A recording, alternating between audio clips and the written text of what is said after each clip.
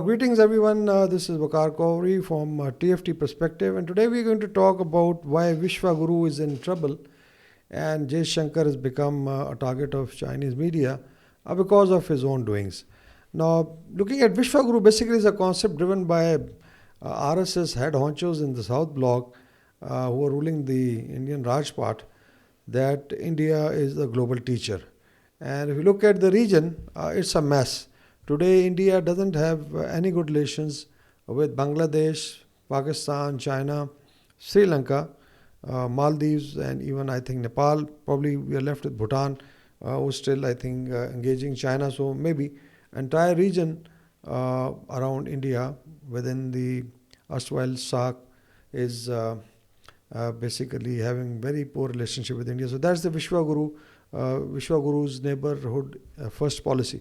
Now, looking at the international relations, there have been flurry of activities in the past 1 month. Especially September was, I think, quite busy for India. Like PM Modi had to visit Ukraine to keep a balance with the West and the East. And there again, I think he was humiliated. And Jaishankar's entire effort to create some space, I think, went for a six. Then, of course, we've seen Doval going and begging President Putin, because now we have two major forums coming up. I think in October mid, one is of course SCO summit taking place in Islamabad, where definitely India has to represent, and there'll be the big two powers of SCO, China and Russia, coming and being represented at the highest level, and they'll be in Islamabad. So India needs some face saving. And then, of course, is the BRICS summit taking place in Kazan, I think 1 week after SCO summit. So both are basically Eurasian and you can say basically Global South forums. So in order to now create a space, Vishwa Guru is trying to balance it out. Recently, we've seen S. Jaishankar name appearing in Global Times, China's leading newspaper, where it mentioned that basically Indian foreign policy was affected by S. Jaishankar factor, and he was the one basically who was creating mischief. Later on, I think this article was taken down in the English version, but I think on the Chinese version it's still there, maybe for diplomatic reasons. But then it became, it went viral. Indian commentators at First Post and even print talked about it, and India really felt that Chinese media has targeted Jaishankar.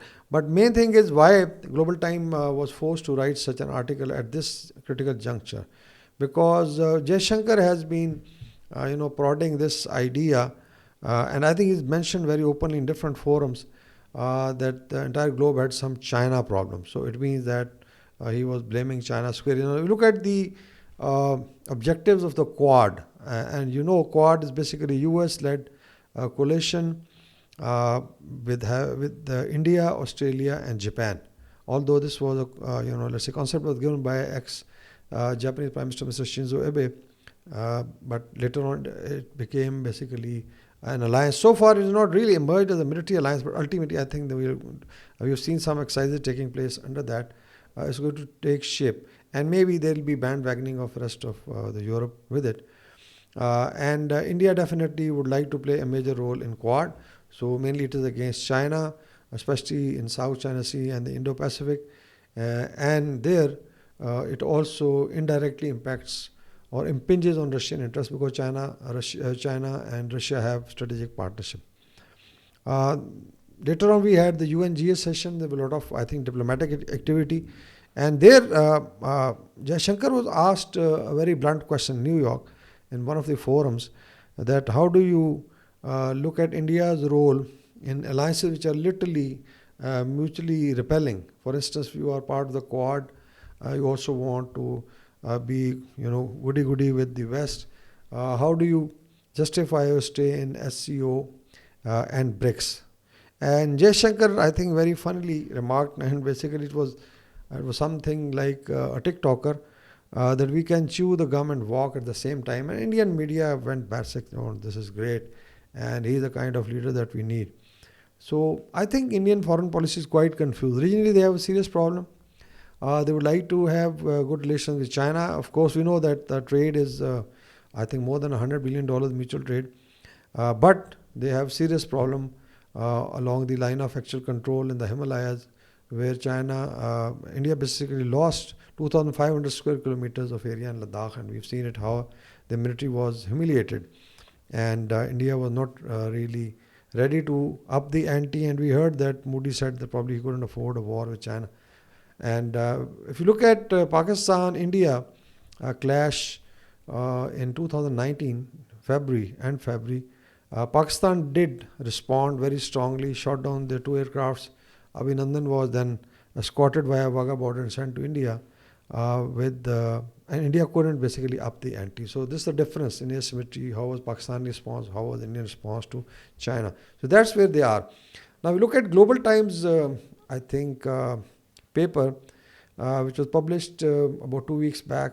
It highlighted, rather on, I think, 9 September, that although India and China would like to move forward despite their differences, but Mr. S. Jaishankar was the main problem. And S. Jaishankar is also so-called, architect of Vishwa Guru strategy, although it came even before BJP came, but he's the one who's talked about it. And then Modi also says, and they feel that probably through yoga and all that, they can become Vishwa Gurus.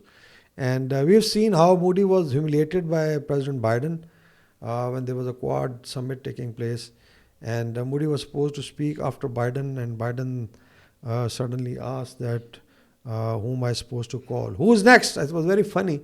Became a global meme. He didn't know that it needs to be followed by Mr. Modi. So that's where they are. If you look at Bangladesh, India has squarely blamed US and even Pakistan and China that they created this chaos and brought a government which is anti-India. India is worried about Sri Lanka. We have seen AKD coming to power as the president, and there's a lot of analysis going on. So basically, Indian periphery is on fire. And rightly so, I would support what Global Times said, that the problem lies, I think, within India. The leadership is divided, the Foreign Office versus, let's say, National Security Advisor and even the PM's office. And Mr. Jaishankar may be having an agenda, because some of the circles are projecting him to be the next moderate, face of BJP and maybe the next Prime Minister. We don't know. We have Yogi Adityanath, Amit Shah, and then Jaishankar. So it's very interesting that a technocrat can become the, let's say, leader of BJP, parliamentary leader of BJP. So this is, I think, where we would leave, and we hope that sense prevails and Vishwa Guru really, first of all, handles what is happening in the region, having very poor relations with all of his neighbors, and then try to balance it out. I hope India is able to chew the gum and walk simultaneously, but I don't think so. It's going to happen very soon. Thank you very much.